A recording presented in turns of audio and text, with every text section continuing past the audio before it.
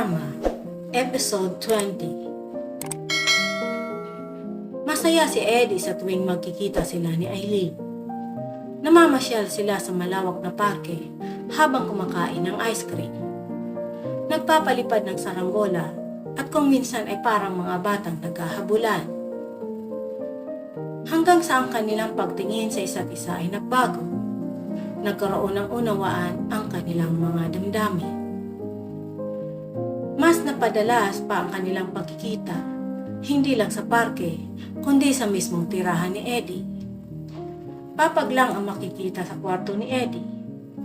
Isang upuan at isang mesa at isang banyo. Naupo si Eileen sa papag at ikinala ang mga mata sa maliit na kwarto ng binatilyo. Inilagay ni Eddie sa isang pinggan ang binili niyang pansit at tinapay. Share na lang tayo nito, love. Isa lang kasi, pasensya na. Alam ko hindi ka sanay kumain ng pangmahirap na pagkain. Uy, hindi naman Hindi ako maselan, Kasi ikaw ang kahati ko. Nakangiting tinanggap ni Eileen ang isinubong pansit sa kanya ni Eddie. Oh, may naiwan pang pansit sa pisngi mo. Pabirong wika ni Eddie na sinabayan niya ng paghalik sa pisngi ng dalaga. Pero may bahid ng naiibang sensasyon sa dalawa. Nagkatitigan ang dalawa at kumilos ang mga kamay ni Eddie. Ikinulong ng dalawang palad ang magkabilang pisngi ni Eileen at hinagkan ito sa labi. Napakapit sa liig ni Eddie si Eileen. Nanlambot ang mga tuhod niya, pero gustong-gusto niya ang sensasyong dala ng mga halik at yakap ni Eddie.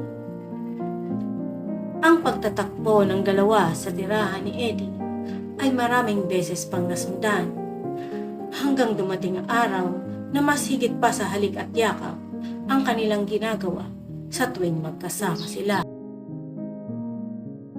Isang gabi, nang pumasok si Eddie sa trabaho, ay pinatawag siya ni Bogart sa opisina nito. Ngunit pagpasok niya ay sinalubong siya ng suntok sa dibdib ng kanyang amo. Pagkatapos ay inutusan pa ni Bogart ang dalawang tauhan na bugbugin ang binatilyo. Duguan na si Eddie nang tumigil ang dalawang tauhan ni Bogart. Tarantado ka, papatayin kita! Ikinasa ni Bogart ang baril at itinuto kay Eddie. Napatakbo papasok ng opisina si Ali. Boss Bogart, maawa na po kayo. Wag po!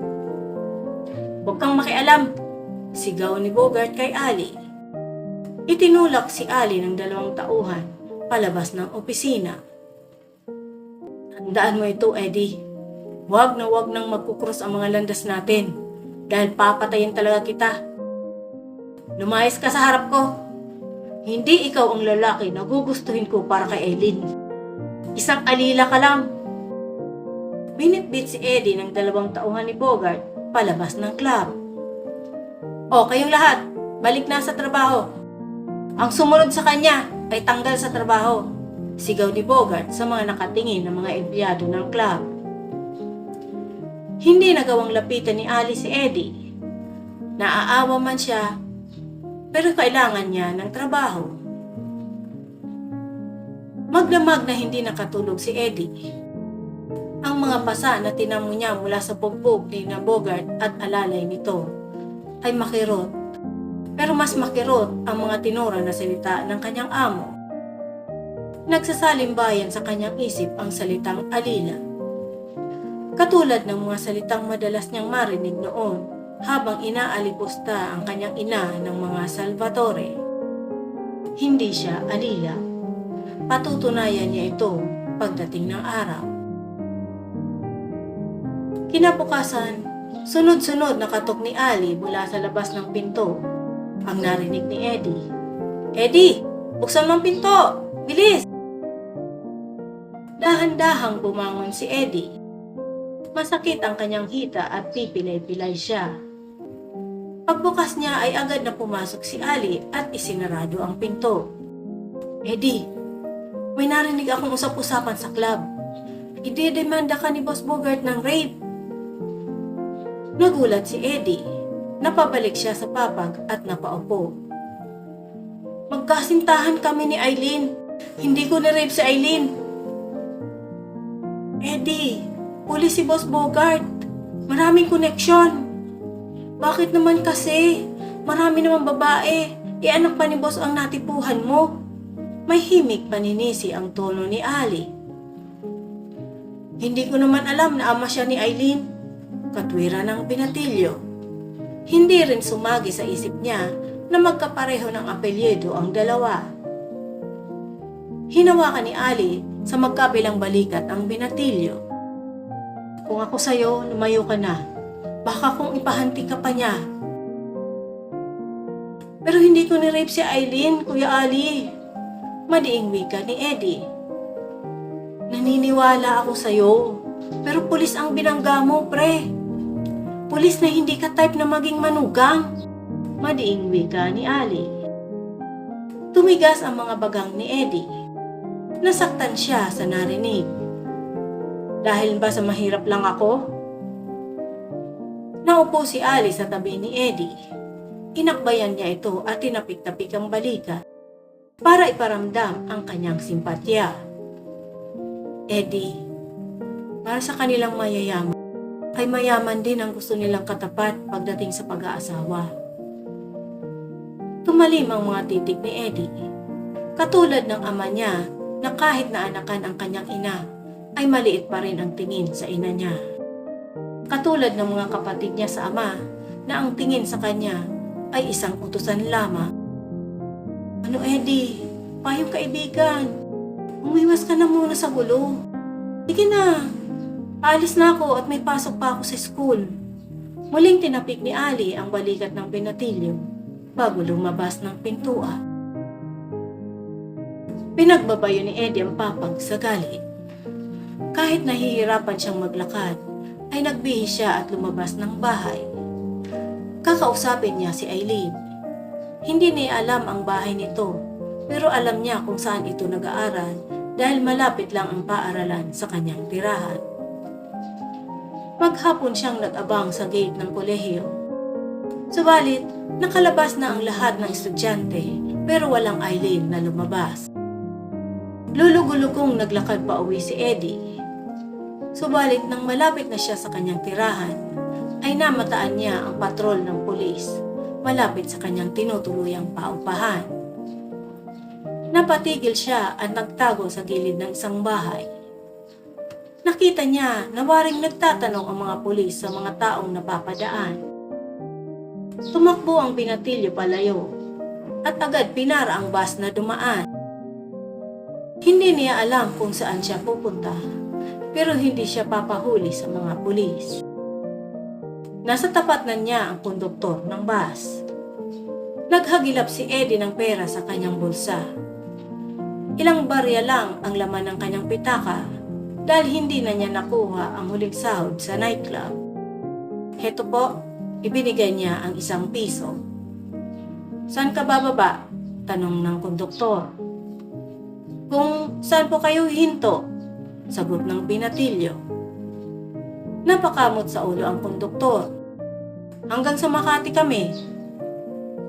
Tumango ang binatilyo kahit hindi niya alam ang lugar. Sige, doon po.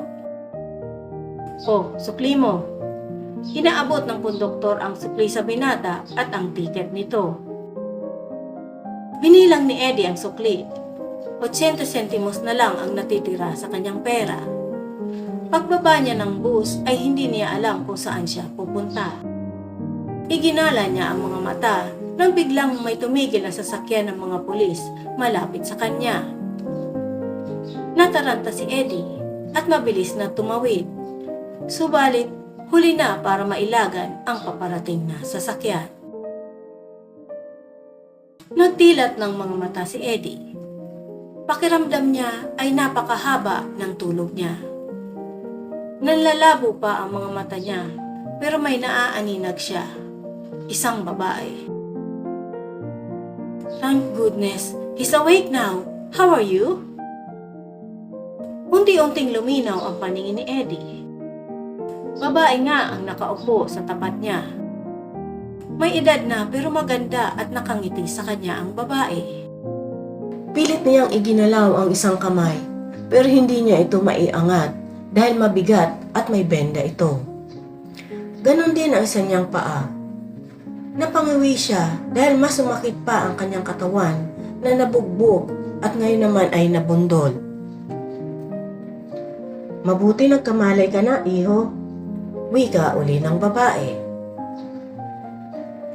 Nasaan po ako? Iginala ng binatilyo ang paningin sa kwarto. Nasa ospital ka, iho. Bigla ka kasing tumawid kaya nabundol ka ng sasakyan ko. Hinawakan ng babae ang isang kamay ni Eddie. Hinaplos-haplos at pagkatapos ang noo naman ng binatilyo. Huwag kang mag-alala, gagaling ka. Sorry ha. Ano nga pala ang pangalan mo? Eddie po, sagot ng binatilyo. Mabait ang babae sa kanyang palagay. Bigla niyang naisip ang nanay niya. Siguro, kung buhay pa ang nanay niya, ay baka magkasing edad lamang ang dalawa. Sino po kayo? Magalang na tanong ng binatilyo. Ako si Mami Lydia, nakangiting sagot ng babae. Mami Lydia, nasa ospital po ako. Wala po akong pambayad dito. Nag-aalalang wika ng binatilyo. Naalala niya rin ang banta ni Bogart. Baka bahuli siya dahil sa pagkakahospital niya. Huwag kang mag-alala, iho. Ang driver ko ang may kasalanan, kaya ako ang magbabayad ng bills mo dito. Hinaplos-haplos uli ni Lydia ang buhok ng binatilyo. Salamat po. Lihim na natuwa si Eddie sa ginagawa ni Lydia.